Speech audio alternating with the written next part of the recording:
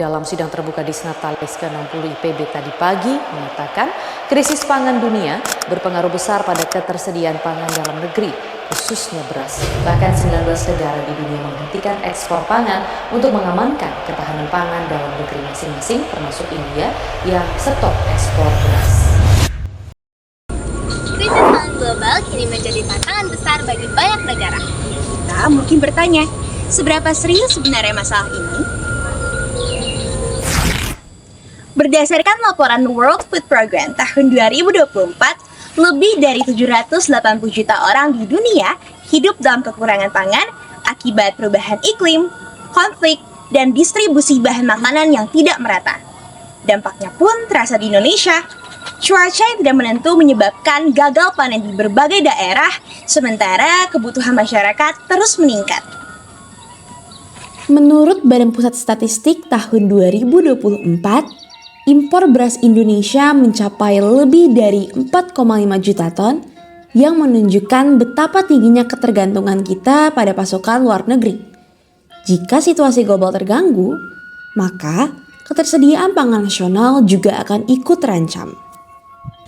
Kondisi ini menunjukkan bahwa sistem pangan Indonesia masih rentan terhadap guncangan akibat ketergantungan impor dan perubahan iklim. Misalnya pada tahun 2008, Indonesia sempat mengalami kelangkaan minyak goreng karena melonjaknya harga minyak sawit mentah dunia, serta tahu dan tempe akibat harga kedelai impor yang meningkat tajam. Bahkan, pada tahun 2023, El Nino menyebabkan penurunan produksi padi hingga 2,5 juta ton menurut Kementerian Pertanian. Hal ini menegaskan bahwa ketahanan pangan sangat dipengaruhi oleh kondisi geografi setiap wilayah yang sebenarnya menyimpan potensi besar jika dikelola dengan baik. Pemanfaatan pangan lokal menjadi strategi utama dalam menghadapi krisis pangan global. Di Papua Selatan, masyarakatnya mengandalkan sagu sebagai sumber karbohidrat tahan iklim ekstrim.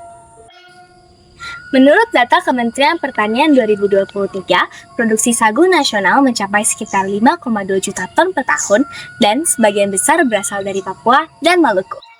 Di Nusa Tenggara Timur, sorghum menjadi tanaman andalan di lahan kering, sementara itu di dataran tinggi Jawa Barat, talas dan ubi jalar tumbuh subur di tanah lembab.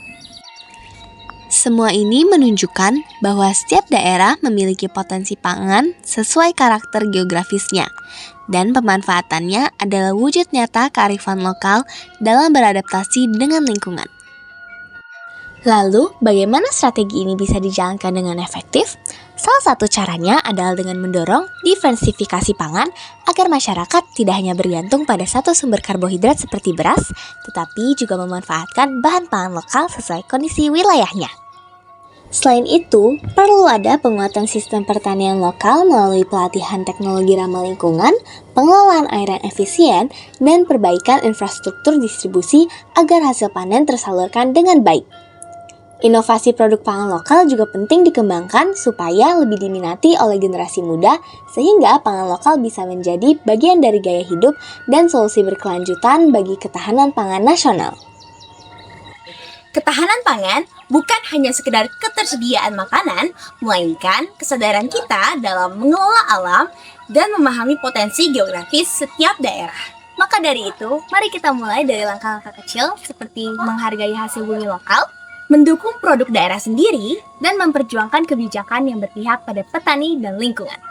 Dengan tindakan sederhana itu, kita bisa ikut menjaga masa depan pangan Indonesia agar tetap kuat, mandiri, dan berdaulat menghadapi perubahan dunia.